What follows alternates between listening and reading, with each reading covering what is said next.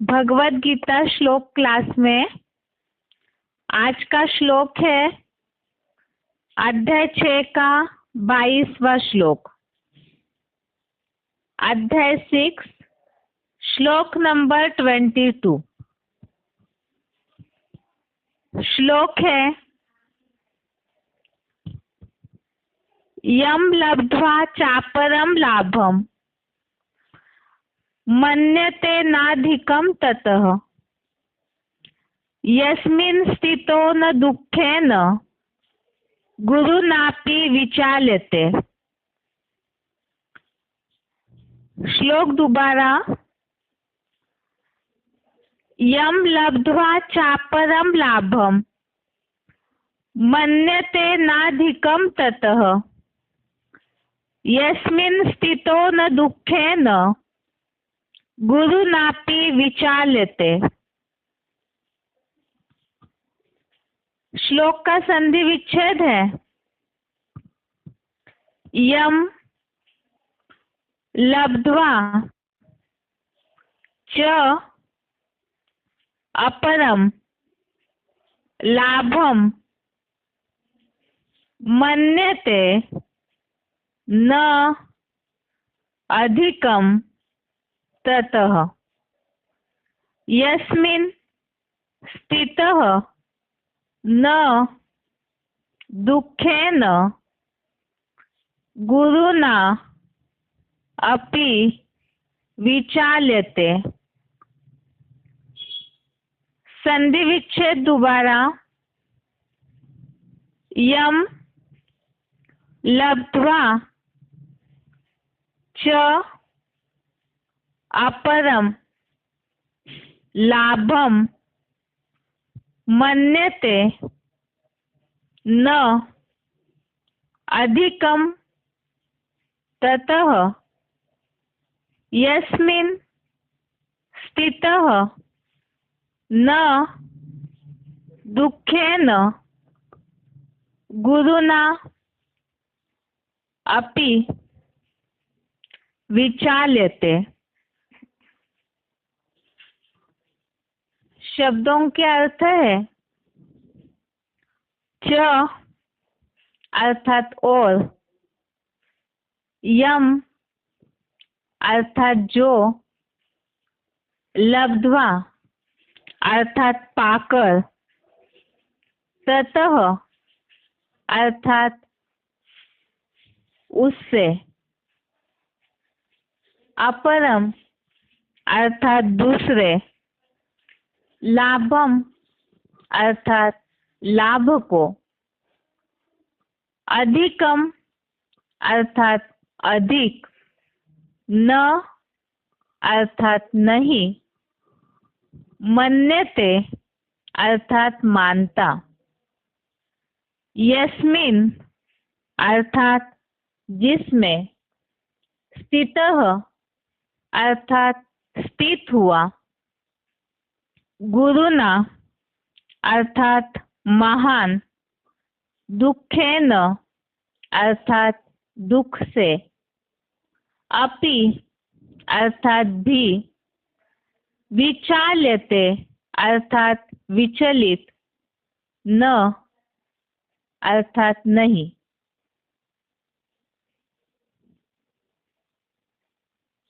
शब्दों का अर्थ दोबारा।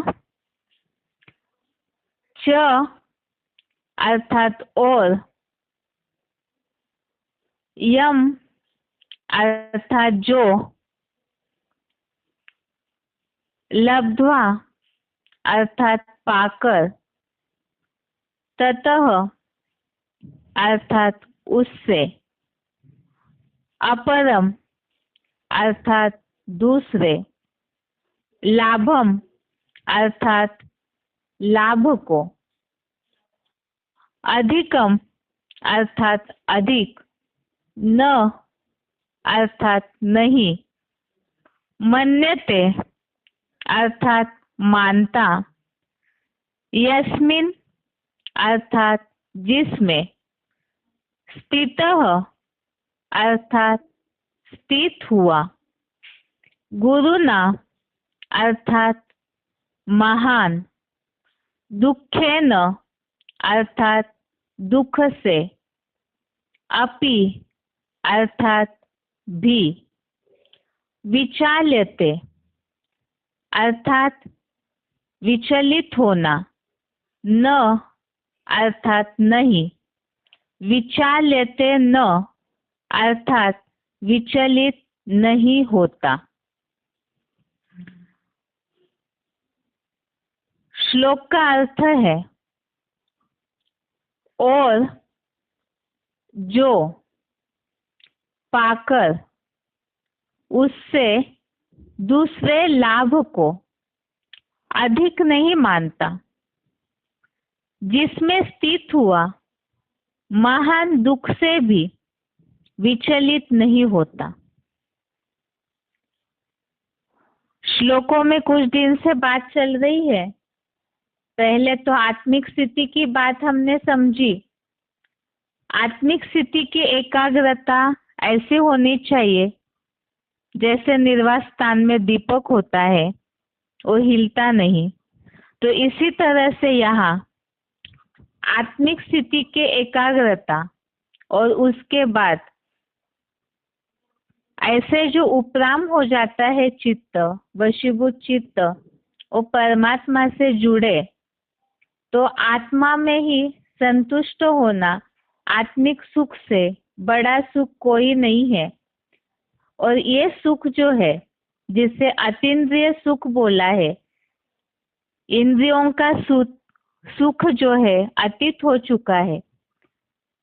यहाँ इंद्रियों से भी, जो दैहिक इंद्रिया है उनसे भी परे का सुख अर्थात बुद्धि से ग्राह्य सुख, जिसे अतीन्द्रिय सुख कहा है, जिसमें स्थित होने के बाद योगी ये सबसे ऊंचे से ऊंचा उत्कृष्टतम सुख है।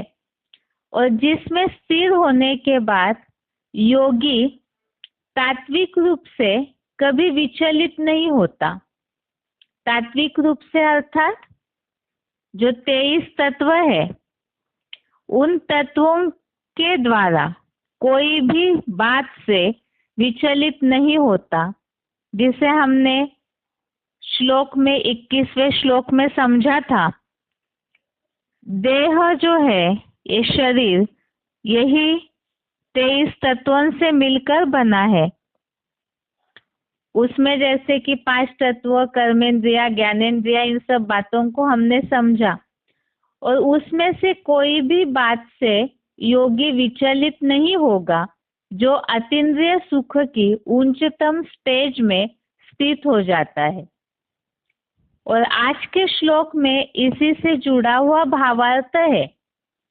और जो ऐसे अतीन्द्रिय सुख को पाकर उससे दूसरे लाभ को अधिक अच्छा नहीं मानता, अर्थात ये ऐसी उत्कृष्टतम स्टेज है अतीन्द्रिय सुख, आत्मिक सुख की, जो बुद्धि के द्वारा ग्रहण किया जाता है, अनुभव किया जाता है, महसूस किया जाता है। उसके बाद और कोई भी चीज उन्हें अच्छी ही नहीं लगेगी, दूसरे कोई भी लाभ को अधिक अच्छा नहीं मानता। जिसमें स्थित हुआ अर्थात अतीन्द्रिय सुख में स्थित हुआ, आत्मिक स्थिति की उच्चतम पराकाष्ठा के द्वारा ही जो परमात्मा से, भगवान से बुद्धियोग पूरा एकाग्र हो जाता है, जिस अवस्था में उस स्थिति में स्थिर होने के बाद महान दुख से भी विचलित नहीं होता। तो योगी अभी तक के दूसरे, तीसरे, चौथे, 5वें अध्याय में हमने बहुत से ऐसे श्लोक देखे। योगी की स्टेज इतनी निश्चल होती है, पराकाष्ठा का जो योग अवस्था में पहुंचे हुए योगी है, तो उनके लिए राग, द्वेष, प्रिय, अप्रिय, इन सब से ही वो ऊंचा उठ जाता है। इच्छा मात्रम अविद्या की स्थिति में जब स्थित हो जाता है, अर्थात आत्मिक सुख ही उनके लिए सबसे श्रेष्ठ है। ऐसी स्थिति में स्थित होने के बाद महान दुख से भी विचलित नहीं होता। अब इस दुनिया का सबसे महान से महान दुख कौन सा है? कलयुगी दुनिया में तो बहुत वैरायटी प्रकार के दुख है। किसी को संबंधियों से मिलने वाला दुख, किसी को पदार्थों की कमी का दुख, किसी को अपने शरीर की परेशानियों का दुख, तो किसी को कोई अपने अपने हिसाब किताब अनुसार हर एक कलयुगी दुनिया में कोई ना कोई दुख से हिलता ही रहता है। लेकिन वो दुख तो छोटे मोटे हैं, और सबसे महान दुख कौन सा है जिसे क्लैरिफिकेशन वाले अर्थ में बताया है। क्लैरिफिकेशन का अर्थ भी इसके साथ पढ़ते हैं। और जो स्वर्ग के अतीन्द्रिय सुख पाकर उससे दूसरे अधोगामी सांसारिक लाभ को अधिक अच्छा नहीं मानता, जिस विष्णु लोकीय वैकुंठ सुख में स्थित हुआ कल्पांत की महामृत्यु के आत्यंतिक महान दुख से भी विचलित नहीं होता। तो इसमें जो बात आज के श्लोक में बताई है, एक तो स्वर्ग का अतीन्द्रिय सुख पाकर, ये सबसे उच्चतम उत्कृष्टतम अतीन्द्रिय सुख है। आत्मिक स्थिति और आत्मिक स्थिति के द्वारा जो भगवान से उपराम हुए हैं, भगवान से जिन्होंने बुद्धियों पूरी तरह से जोड़ लिया है, तो ऐसे अतीन्द्रिय सुख को पाकर उससे अधोगामी सांसारिक लाभ को अच्छा नहीं मानता। अधोगामी अर्थात नीचे गिरने वाला। तो ऐसे जो अधोगामी है, नीचे स्टेज वाला जो सांसारिक लाभ है, ये जो दुनिया विनाशी है, जैसे कि मुरलियों में शिव बाबा ने बताया है, इन आँखों से जैसे 5 तत्व विनाशी है, तो इन आँखों से जो कुछ भी दिखता है इस दुनिया में वो सब कुछ विनाशी है, अर्थात तो नीचे ही गिराने वाला है। और अतीन्द्रिय सुख को जो पा लेता है, महसूस कर लेते हैं याद के द्वारा, आत्मिक स्थिति की पराकाष्ठा के द्वारा, उनके लिए इस नरकीय दुनिया का कोई भी लाभ अच्छा नहीं लगेगा। और अतीन्द्रिय सुख की जो विष्णु लोकीय वैकुंठ सुख में अतीन्द्रिय सुख की प्राप्ति कहाँ होगी? अभी जो याद की अवस्था पुरुषार्थी जीवन में बनती है, तो निरंतर योगी की स्टेज तो किसी की भी नहीं है। अभी तक जो पॉइंट्स हमने इसके पहले समझे हैं, जिसमें ये बात VCDs में मुरलियों में आई है कि लगातार की निरंतर की आत्मिक स्थिति जब बनेगी, वो कब बनेगी? तो उसके लिए भी हमने समझा था, यथा दीपो निवातस्ते, इस श्लोक में जो पॉइंट चले थे, सिलेक्टेड पॉइंट्स और VCDs पॉइंट्स, उसमें बात शिव बाबा ने बताई है कि जब पूर्व जन्मों का हिसाब किताब पूरी तरह से चुकता होगा, पाप कर्म भस्म हो जाएंगे, तो आत्मिक स्थिति की ऊंची पराकाष्ठा तक पहुंचेंगे। और स्वस्थिति में पूरी तरह स्थित होना अर्थात स्वर्ग की अनुभूति। और ऐसे जो संगठन बनता है स्वस्थिति वालों का, आत्मिक स्थिति के सुख की अनुभूति वालों का, तो वो विष्णु लोकीय वैकुंठ, जिसमें अतीन्द्रिय सुख की निरंतर अनुभूति जो करते हैं, ऐसे विष्णु लोकीय वैकुंठ में सुख में स्थित हुआ कल्पांत की महामृत्यु के आत्यंतिक महान दुख से भी विचलित नहीं होता। तो आज की दुनिया में ये तो मृत्यु लोक है, कलयुगी संसार, ये पृथ्वी लोक, यहाँ तो नरक लोक में मृत्यु तो चलते ही रहती है। तो उस दुख में जो उलझ जाते हैं वो फिर उससे निकल जाते हैं, लेकिन कल्पांतर काल में जो महामृत्यु का अत्यंतिक महान दुख है, उसमें भी जो योगी है अतीन्द्रिय सुख में जो स्थिर हुए हैं वो विचलित नहीं होते। 21 नंबर श्लोक में, श्लोक नंबर 21 में उल्लेख आया तात्विक रूप से विचलित नहीं होते, और आज के श्लोक में बात आई महामृत्यु के महान दुख से भी विचलित नहीं होते हैं। तो इस तरह से विनाश के समय तो, महामृत्यु के समय तो तत्व भी हलचल पैदा करेंगे, विनाश लाएंगे, जिसके द्वारा ही महामृत्यु होती है। तो इन दोनों भी दुखों से कोई भी प्रकार से योगी विचलित नहीं होते हैं। इस श्लोक को समझने के लिए ही रेफरेंस श्लोक दिए हुए हैं। एक तो दूसरे अध्याय का 72वां श्लोक, अध्याय 2 श्लोक नंबर 72, इसमें बात आई है यह परम ब्रह्म परमेश्वर से उत्पन्न सर्वोत्कृष्ट अव्यक्त और अविनाशी अवस्था है। अर्थात भगवान से बुद्धि योग जोड़ने के बाद ही ऐसे अतीन्द्रिय सुख की, बुद्धि से ग्राह्य सुख की अनुभूति होती है।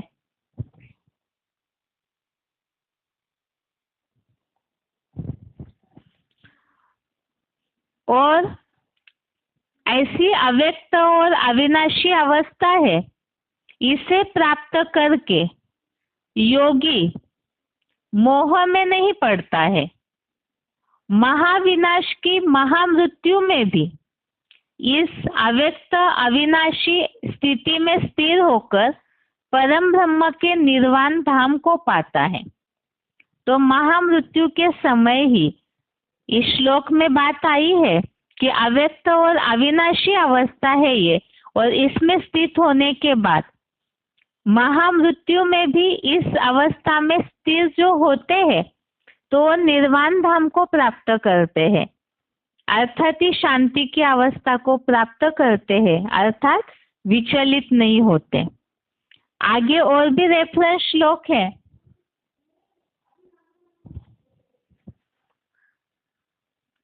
एक तो तीसरे अध्याय का 17 और 18वां श्लोक, अध्याय 3 श्लोक नंबर 17, श्लोक नंबर 18। इन दोनों श्लोकों में आत्मिक स्थिति, आत्मा की स्थिति में स्थिर होने की बात आई है कि जो आत्मा में प्रीति वाला, आत्मतृप्त, आत्मा में ही संतुष्ट है, उनका कोई कार्य नहीं रहता। देह है तो देह भान है, और देह भान में जो स्थित होते हैं उनके लिए इच्छाएं हैं, और इच्छाओं की पूर्ति के लिए मेहनत करनी पड़ती है। और आत्मिक स्थिति के लिए हमने इसके पहले कई पॉइंट समझे। आत्मिक स्थिति आत्म ज्योति बिंदु की स्टेज में जो स्थिर हो जाते हैं, अर्थात निसंकल्पी स्टेज, अर्थात इच्छा मात्रम अविद्या की स्टेज। तो ऐसे आत्मिक स्थिति में जो पूरी तरह स्थित हो जाते हैं तो उनके लिए और कोई प्राप्ति की इच्छा ही नहीं है, तो उनको और कुछ भी करने से कोई प्रयोजन ही नहीं रहता है। एक तो आत्मिक स्थिति में स्थित हुए, भगवान से बुद्धि योग जोड़ लिया पूरी तरह से, तो उनके लिए कोई भी कार्य किसी भी प्राणी पर निर्भर नहीं रहता। क्यों?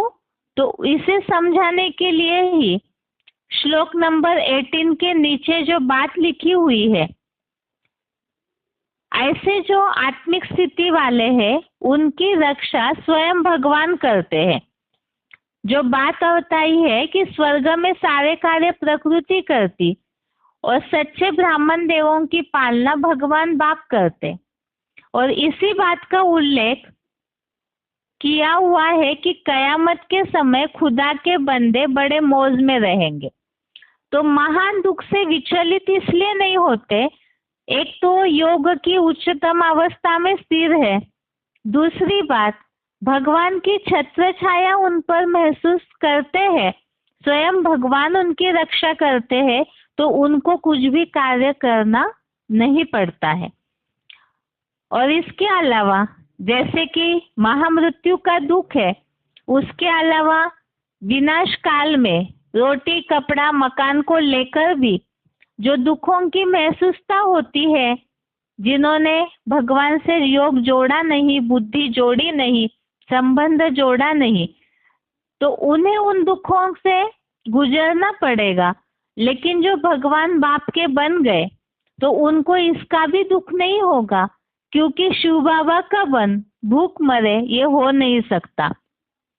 इसी तरह 14वें अध्याय का दूसरा श्लोक, अध्याय 14 का श्लोक नंबर 2, इसमें इस बात का उल्लेख है, इस ज्ञान का आश्रय लेकर मेरे समान गुणधर्म को प्राप्त हुए इस दुखी संसार में उत्पन्न नहीं होते और प्रलयांत महाविनाश में भी व्यथित नहीं होते।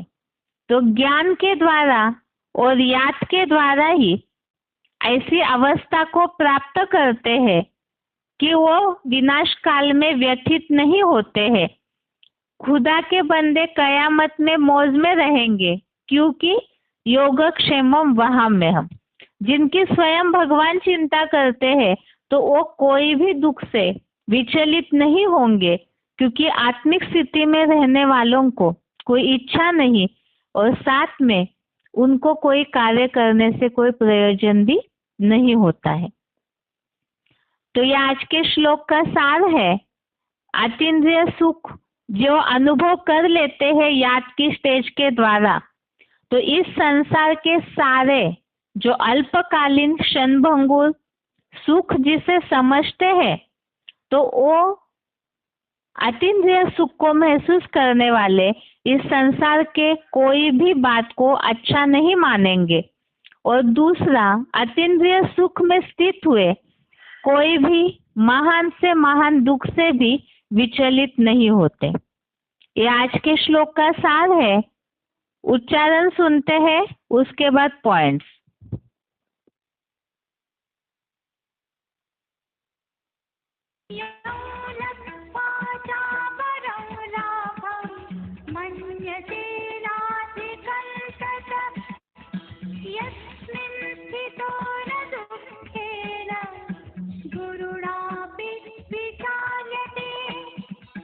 और जो स्वर्ग के अतीन्द्रिय सुख पाकर उससे दूसरे अधोगामी सांसारिक लाभ को अधिक अच्छा नहीं मानता, जिस विष्णुलोकीय वैकुंठ सुख में स्थित हुआ कल्पांत की महामृत्यु के आत्यंतिक महान दुख से भी विचलित नहीं होता।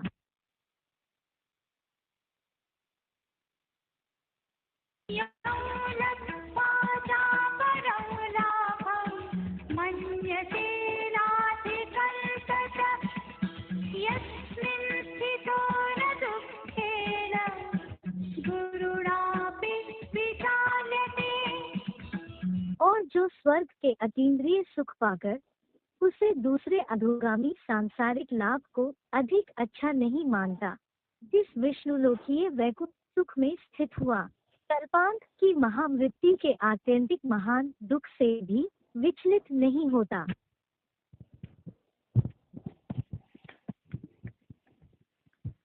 आगे है श्लोक संबंधित पॉइंट्स।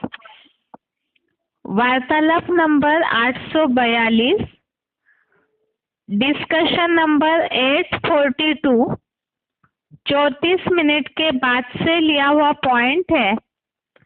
अतीन्द्रिय सुख में मग्न होने वाले विनाश के दुख से विचलित नहीं होते हैं।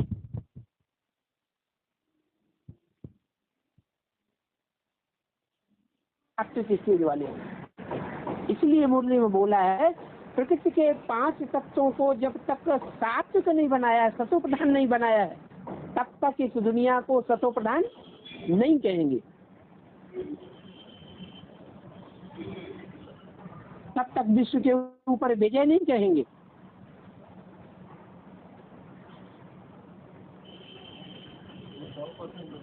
है तो हाँ, जब तक 500-700 करोड़ मनुष्य आत्माएं इस सृष्टि पर मौजूद हैं, या उनमें से एक भी आत्मा इस सृष्टि पर मौजूद है काम की स्टेज धारण करने वाली,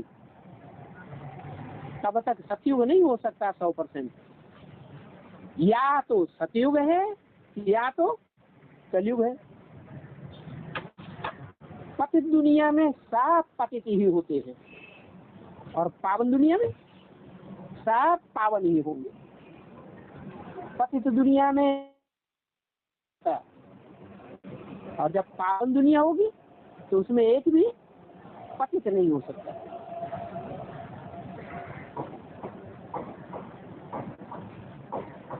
हाँ, ये कहेंगे कि वो जो सत्य की सतो प्रधान दुनिया है,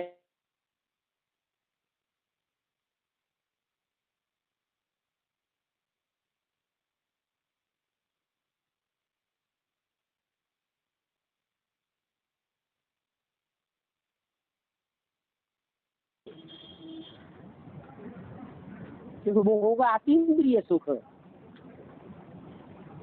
इन इंद्रियों से परे का सुख होगा, मनसा का सुख होगा। क्योंकि मन उस समय हमारा पूरा कंट्रोल में होगा। जब मन कंट्रोल में हो जाता है तो ये 10 इंद्रियां भी पूरा कंट्रोल में आ जाती है। तो वो अतीन्द्रिय सुख सतयुग के देवताओं से भी ज्यादा ऊंचा सुख है। कृष्ण की आत्मा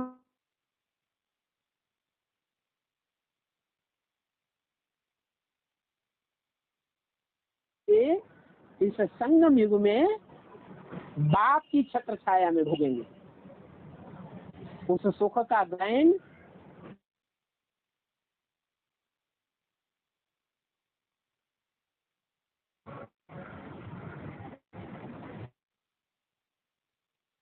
होगा।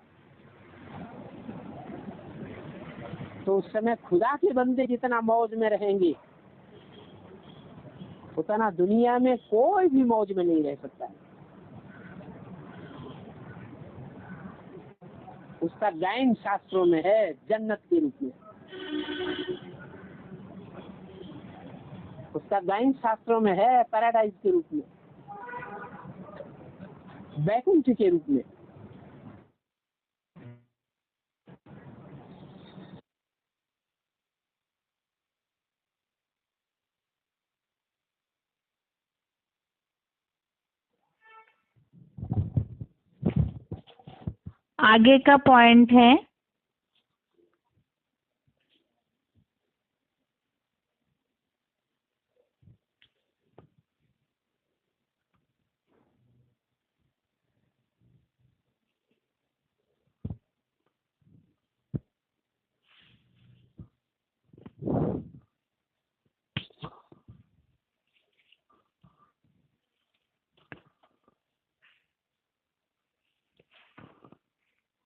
आगे का पॉइंट है वार्तालाप नंबर 390, डिस्कशन नंबर 390। 35 मिनट के बाद से लिया हुआ पॉइंट है। खुदा के बंदे कयामत के समय मौज में रहेंगे।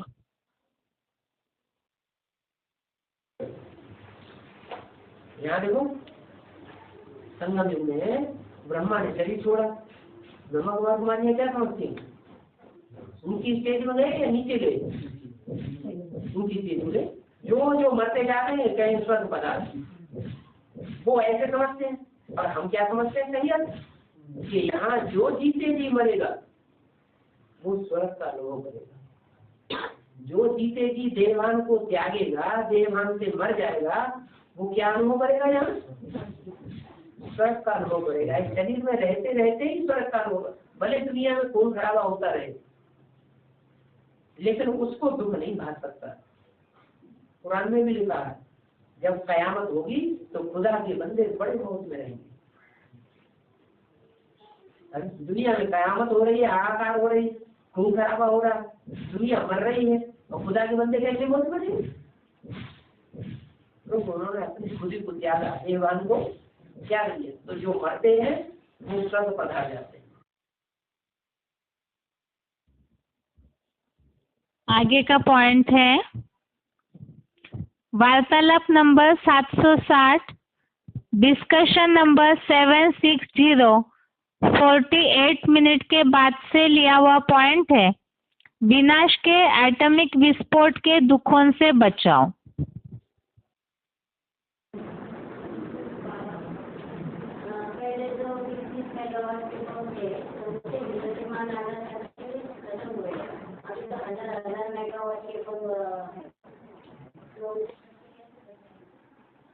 बच्चे कैसे बच जाएंगे बम से?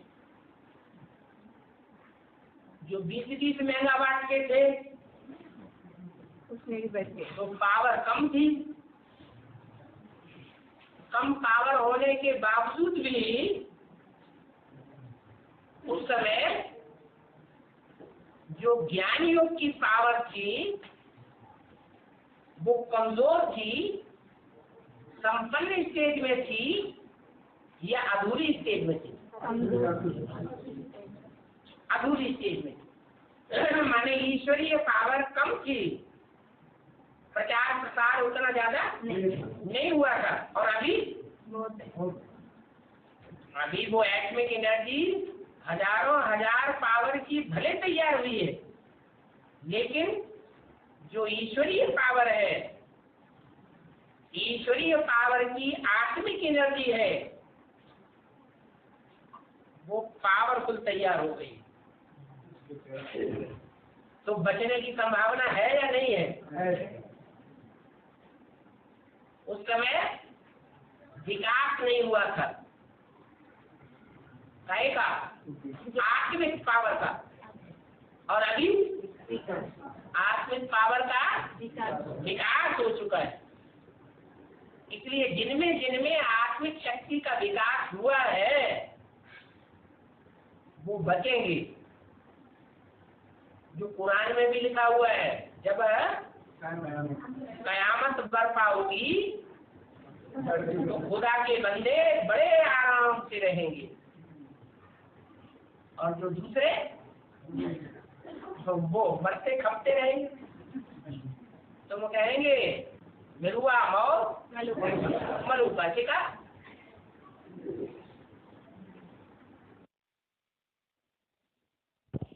अभी के पॉइंट में जैसे बात आई है, एटॉमिक विस्फोट होते रहेंगे विनाश के समय, तो भी बचने का मार्जिन कैसे है? क्योंकि यही महान दुख है विनाश के समय, महामृत्यु का। तो उसके लिए बताया कि आत्मिक पावर जितनी ज्यादा बढ़ेगी तो उतना ही ऐसे भगवान से जिनका बुद्धियोग जुड़ा रहता है, तो विनाश के समय अपने आप ही उनकी सेफ्टी हो जाएगी याद के बल के आधार से, जिसके लिए बोला है कयामत के समय खुदा के बंदे मौज में रहेंगे। आगे है VCD number 431, VCD number 431, 16 minute के बाद से लिया हुआ पॉइंट है, कयामत के समय खुदा के बंदे मौज में रहेंगे। लेकिन भगवान तो सुख का सागर गाया हुआ है, दुख का सागर नहीं गाया हुआ है। जो सुख का सागर बाप है जरूर आकर के सुख का वर्षा देंगे और इसी जीवन में देंगे। ऐसे नहीं कि मृत्यु हो जाए उसके बाद स्वर्ग मिलेगा, नहीं। जयंती मनाते हैं बाप की, तो जयंती माना जय जयकार। जय जयकार आत्मा तभी करती है जब कुछ प्राप्ति होती है जीवन में, और जीवन ही नहीं रहा तो प्राप्ति का सवाल भी नहीं रहा। तो इस जीवन में ही आते हैं, कलयुग के अंत में आते हैं, और कलयुगी नार की आत्माओं को आकर के स्वर्ग का वर्षा देते हैं। नरक के बीच से स्वर्ग का वर्षा दे करके जाते हैं।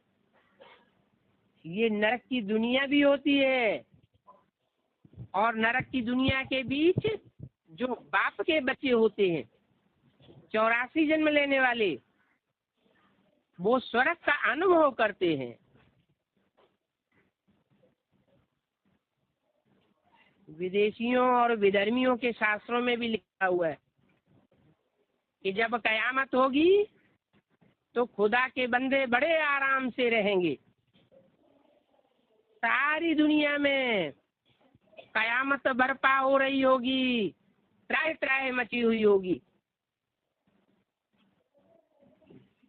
और जो बाप के बच्चे होंगे वो आराम से रहे पड़े होंगे। इसका सैंपल कराची में दिखाई दिया यज्ञ के याद में। हिंदुस्तान पाकिस्तान खून की नदियां बह रही थी सन 47 में जब बंटवारा हुआ था, और वो 300-400 आत्माएं कराची के बंगले में सागर के कंठे पर आराम से रही पड़ी थी। उनको पाकिस्तान के मुसलमान भी कहते थे ये खुदाई खिदमतगार हैं, उनको किसी ने हाथ भी नहीं लगाया। तो कथा बनी हुई है कि बिल्ली के पुंगरे आवा लगाया गया, बर्तन भट्टी में पक रहे थे, और वो बिल्ली के पुंगरे जिंदा वापस निकल आए।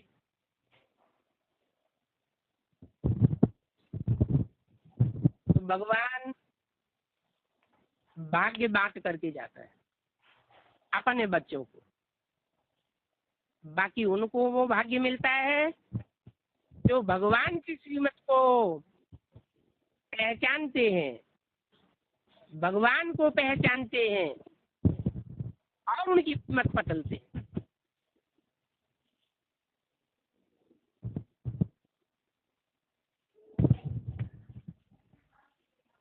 अभी के पॉइंट में जैसे बात बताई कि जो आत्मिक स्थिति में स्थित रहेंगे, श्रीमत पर पूरा चलेंगे, तो उन्हीं को ही ऐसी रक्षा अनुभव होगी जिसके लिए बोला हुआ है।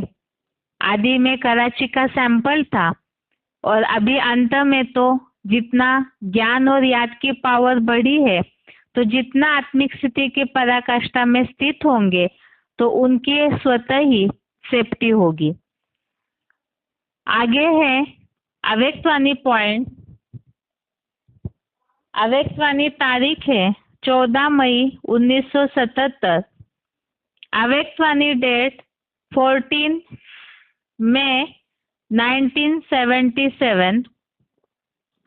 पॉइंट है अतीन्द्रिय सुख में रहने वाला कभी अल्पकाल के इंद्रिय के सुख की तरफ आकर्षित नहीं होगा। जैसे कोई शाहूकार रास्ते चलते हुए कोई चीज पर आकर्षित नहीं होगा क्योंकि वह संपन्न है, भरपूर है।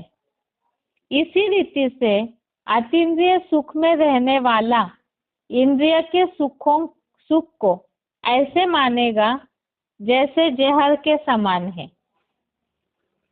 जो जहर की तरफ आकर्षित होते हैं क्या, ऐसे इंद्रिय के सुख से सदा परे रहेंगे। मेहनत नहीं करनी पड़ेगी, लेकिन नॉलेजफुल होने के कारण उसके सामने वह तुच्छ दिखाई देगा। अगर चलते चलते इंद्रियों के सुख तरफ आकर्षित होते हैं, इससे सिद्ध है कि अतीन्द्रिय सुख की अनुभूति में कोई कमी है। आज के श्लोक में जैसे उल्लेख आया है कि जो स्वर्ग के सुख को भोग, अतीन्द्रिय सुख को महसूस करते हैं, अतीन्द्रिय सुख को पाने वाला अधोगामी सांसारिक लाभ को अधिक अच्छा नहीं मानता। इसी तरह आज के इस पॉइंट में उल्लेख आया है, अतीन्द्रिय सुख में रहने वाला इंद्रिय सुख की तरफ आकर्षित नहीं होगा। तो कोई भी इंद्रियों के द्वारा जो भी भोग भोगे जाते हैं, तो उस तरफ कोई भी सुख की तरफ आकर्षित नहीं होंगे। जैसे शाहूकार रास्ते चलते कोई चीज में आकर्षित नहीं होते क्योंकि वह संपन्न और भरपूर है। तो ऐसे अतीन्द्रिय सुख की जिन्होंने अनुभूति की है, याद के द्वारा जो सुख शांति की अनुभूति की है, तो वो और कोई भी इंद्रिय सुख की तरफ आकर्षित नहीं होंगे, उनकी बुद्धि उस तरफ जाएगी ही नहीं। पॉइंट दोबारा, अव्यक्तवाणी तारीख है 14 मई 1977। अतीन्द्रिय सुख में रहने वाला कभी अल्पकाल के इंद्रिय के सुख की तरफ आकर्षित नहीं होगा। जैसे कोई शाहूकार रास्ते चलते कोई चीज पर आकर्षित नहीं होगा क्योंकि वह संपन्न है, भरपूर है। इसी रीति से अतीन्द्रिय सुख में रहने वाला इंद्रियों के सुख को ऐसे मानेगा जैसे जहर के समान है, तो जहर की तरफ आकर्षित होते हैं क्या? ऐसे अतीन्द्रिय सुख से ऐसे इंद्रिय सुख से सदा परे रहेंगे। मेहनत नहीं करनी पड़ेगी, लेकिन नॉलेजफुल होने कारण उसके सामने वह तुच्छ दिखाई देगा। अगर चलते चलते इंद्रियों के सुख तरफ आकर्षित होते हैं, इससे सिद्ध है कि अतीन्द्रिय सुख की अनुभूति में कोई कमी है। अगला पॉइंट है अव्यक्तवाणी 11 जुलाई 1974, अव्यक्तवाणी डेट 11 जुलाई 1974। साक्षीपन के तख्त की मुख्य निशानी कौन सी होगी? वह सदैव हर कदम हर संकल्प में बाप दादा को सदा साथी अनुभव करेंगे। जितना साक्षीपन का अनुभव होगा उतना ही अचल, अडोल और अतीन्द्रिय सुख में रहेंगे। उनका हर बोल बाप के साथ दिखाई देगा। जैसे बाप दादा प्रैक्टिकल में सदा के साथी है, ऐसे साथी ऐसे है जिसे आप अलग करना चाहो तो भी नहीं कर सकते। इसके पहले हमने कई बार समझा है, आत्मिक स्थिति की ऊंची स्टेज अर्थात इस साक्षीपन की अवस्था, और जो ऐसे स्थिति में स्थित होंगे, अचल अडोल स्थिति में और अतीन्द्रिय सुख में रहेंगे, अर्थात आत्मिक स्थिति की पराकाष्ठा होगी जिनकी, तो उनको सदैव बाप अनुभव होगा साथ में। और इस कारण से जो आज के श्लोक में बात आई वो विचलित नहीं होते हैं।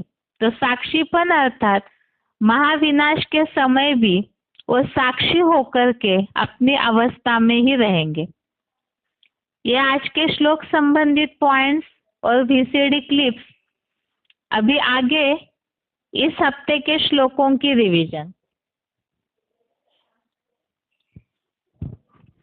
रविवार के श्लोक टेस्ट के लिए श्लोक है अध्याय 6 का 19 से लेकर 22 नंबर श्लोक तक।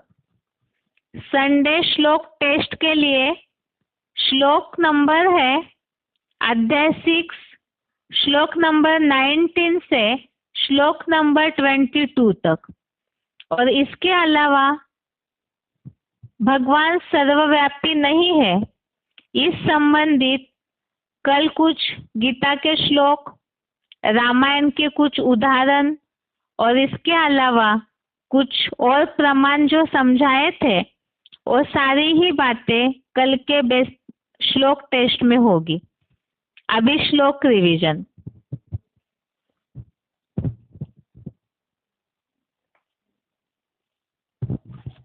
श्लोक नंबर 19 है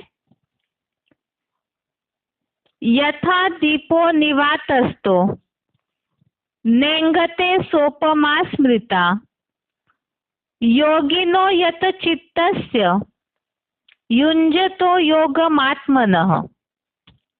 अर्थात जैसे निर्वात स्थान में दीपक हिलता नहीं, वैसे वशीभूत चित्त वाली आत्मा का लगाव परमात्मा से जुड़े तो योगी की वह उपमा याद की जाती है। तो यहाँ उदाहरण दिया है, जैसे निर्वात स्थान में दीपक की लौ स्थिर रहती है, हिलती नहीं, इसी तरह से वशीभूत चित्त अर्थात मन बुद्धि पूरी आत्म ज्योति बिंदु में एकाग्र है और आत्मिक स्थिति में परमात्मा याद जो है वो समाई हुई है।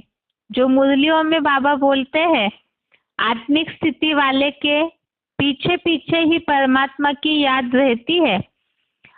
तो उसके लिए बताया कि ऐसी जो स्थिति में स्थित होते हैं तो माया के कितने भी हिलोरे आए, लेकिन ऐसी आत्मिक स्थिति की पराकाष्ठा वाले दीपक की लौ की तरह बिल्कुल स्थिर होंगे।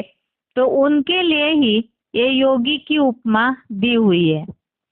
आगे है श्लोक नंबर 20, श्लोक नंबर 20। श्लोक है, यत्रोपरमते चित्तम निरुद्धम योग सेवया यत्र चैवात्मनात्मानं पश्यन्नात्मनि तुष्यति। अर्थात जिस अव्यक्त अवस्था में आत्मा का परमात्मा से योगाभ्यास द्वारा नितांत वशीभूत चित्त परमात्मा में उपराम हो और जहाँ अपने मन बुद्धि से भ्रूमध्य में ज्योति बिंदु स्वरूप में स्थिर अव्यक्त आत्मा को देखता हुआ आत्म रूप में परम पिता शिव समान परमात्मा में ही संतुष्ट होता है। तो आत्मिक स्थिति में जो स्थित हो जाते हैं उनके लिए बताया कि योगाभ्यास द्वारा जिन्होंने अपना चित्त अर्थात मन बुद्धि को पूरा कंट्रोल करके उपराम कर लिया है, तो वो आत्मिक स्थिति में ही अपना सुख मानते हैं, आत्मिक सुख में ही संतुष्ट रहते हैं। उनके लिए देह के सुखों की कोई परवाह ही नहीं होगी। तो आत्मिक स्थिति को ही अव्यक्त अवस्था कहा हुआ है। आगे है श्लोक नंबर 21, श्लोक नंबर 21। सुखमात्यंतिकम यत् सुखमात्यंतिकम यत्तत् बुद्धिग्राह्यं मतीन्द्रियं वेत्ति यत्र न चैवायं स्थितश्चलति तत्वतः। अर्थात निर्णायक बुद्धि से ग्राह्य जो उत्कृष्टतम विष्णु लोकीय वैकुंठ के कलातीत अतीन्द्रिय सुख है, उसे उत्कृष्ट योगी जहाँ जिस स्थिति में जानता है और वहीं पर स्थिर हुआ तात्विक रूप से गीता के 13वें अध्याय के 5वें श्लोक में वर्णित संसार के 23 जड़ तत्वों द्वारा कभी विचलित नहीं होता। तो यहाँ पहले के 2 श्लोकों में आत्मिक स्थिति की बात बताई कि आत्मिक स्थिति में जो स्थिर हो जाते हैं, अव्यक्त अवस्था में जो स्थिर हो जाते, आत्मिक सुख को ही सब कुछ जो मान लेते हैं, उसी में जो संतुष्ट होते हैं, ऐसे आत्मिक स्थिति के द्वारा ही अतीन्द्रिय सुख की प्राप्ति होती है। जो बुद्धि से ग्रहण करने वाला सुख है, जिसमें स्थित हुआ तात्विक रूप से कभी विचलित नहीं होता। इसके लिए श्लोक नंबर अध्याय 5 का 21वां श्लोक, अध्याय 5 का श्लोक नंबर 21 रेफरेंस में दिया है, जिसमें उल्लेख है बाहरी विषय भोगों से अनासक्त। अर्थात जहाँ तत्वों की बात आई, तात्विक रूप से विचलित न होना, अर्थात ही बाहरी विषय भोग जो कि इंद्रिया जो तत्वों से बनी है उसी के द्वारा ये बाहरी विषय भोग सेवन किए जाते हैं, उससे पूरी तरह अनासक्त, बेलगाव, डिटैच जो होता है, वही ऐसा अतीन्द्रिय अखूट सुख, विष्णु लोकीय वैकुंठ का सुख भोगते हैं। आगे है श्लोक नंबर 22, जो कि आज का श्लोक है। यम लब्ध्वा चापरम लाभम मन्यते नाधिकम ततः यस्मिन् स्थितो न दुखेन गुरुनापि विचाल्यते। अर्थात और जो स्वर्ग के अतीन्द्रिय सुख पाकर उससे दूसरे अधोगामी सांसारिक लाभ को अधिक अच्छा नहीं मानता, जिस विष्णु लोकीय वैकुंठ सुख में स्थित हुआ, कल्पांत की महामृत्यु के आत्यंतिक महान दुख से भी विचलित नहीं होता। इस हफ्ते के सारे श्लोक ही आत्मिक स्थिति और अतीन्द्रिय सुख का महत्व बताने वाले हैं कि जो ऐसी स्थिति में स्थित हो जाते हैं वो कोई भी दुख से विचलित नहीं होंगे, न तत्वों के द्वारा मिलने वाला और न महाविनाश का जो दुख है उसमें विचलित नहीं होते, जिसके लिए रेफरेंस श्लोक हमने देखे थे। एक तो दूसरे अध्याय का 72वां श्लोक, अध्याय 2 का श्लोक नंबर 72, जो परम ब्रह्म से प्राप्त होने वाली इस अव्यक्त अवस्था से महामृत्यु में भी स्थिर हो सकते हैं और निर्वाण धाम की अवस्था को पा लेते हैं। इसी तरह से तीसरे अध्याय का 17 और 18वां श्लोक हमने देखा, आत्मिक स्थिति का महत्व। जो आत्मा में तृप्त और संतुष्ट है उनके लिए कोई कार्य नहीं रहता, क्योंकि भगवान स्वयं उनकी पूर्ति करते हैं।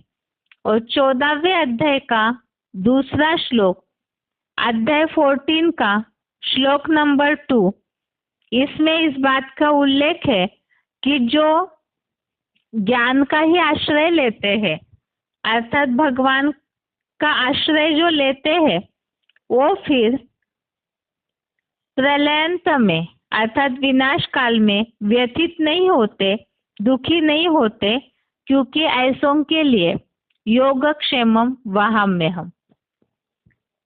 ये है इस हफ्ते के श्लोकों की रिवीजन, और साथ में श्लोक टेस्ट के हिसाब से भी 4 श्लोक है, और उसके अलावा भगवान सर्वव्यापी नहीं है, इससे संबंधित कल के क्लास में जो बातें प्रूफ समझाए थे वो सारे संडे श्लोक टेस्ट के लिए। इसके साथ ही आज के लिए गीता क्लास यहाँ पूरा होता है। ओम शांति।